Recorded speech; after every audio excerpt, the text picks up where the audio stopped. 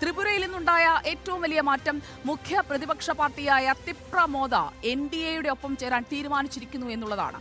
ഗോത്ര പ്രശ്നങ്ങൾ പരിഹരിക്കാൻ ത്രികക്ഷി കരാർ ഒപ്പുവെച്ച പശ്ചാത്തലത്തിലാണ് തിപ്രമോദ BJPയുമായി സഖ്യത്തിലാകാൻ തീരുമാനിച്ചിരിക്കുന്നത്. ആ പ്രഖ്യാപനം ഉടൻ തന്നെ ത്രിപുരയിൽ നിന്ന് വന്നേക്കും. വരുന്ന ലോക്സഭാ തെരഞ്ഞെടുപ്പിൽ ത്രിപുരയിലെ മുഖ്യ പ്രതിപക്ഷ പാർട്ടിയായ തിപ്രമോദ NDAയുടെ ഭാഗമായി പ്രവർത്തിക്കും. ലോക്സഭാ തെരഞ്ഞെടുപ്പിന് മുന്നോടിയായി കേന്ദ്രവും ത്രിപുര സർക്കാരും തിപ്രമോദ പാർട്ടിയും ഡൽഹിയിൽ നിർണായക ത്രികക്ഷി ഉടമ്പടിയിൽ ഒപ്പുവച്ചിരുന്നു. ഈ പശ്ചാത്തലത്തിലാണ് നീക്കം. ഗോത്ര പ്രശ്നങ്ങൾ പരിഹരിക്കാൻ തിപ്രമോ സ്ഥാപകൻ പ്രദ്യോത് കിഷോർ ദേബ്വർമ്മ മുന്നോട്ടുവെച്ച ആവശ്യങ്ങൾ കേന്ദ്ര സർക്കാരും സംസ്ഥാനവും പരിഗണിച്ചിരുന്നു. 2 മന്ത്രി പദവികളാണ് പാർട്ടിക്ക് വാഗ്ദാനം ചെയ്തിരിക്കുന്നത്. അംഗസഭയിൽ 13 MLA മാരാണ് തിപ്രമോദയ്ക്കുള്ളത്.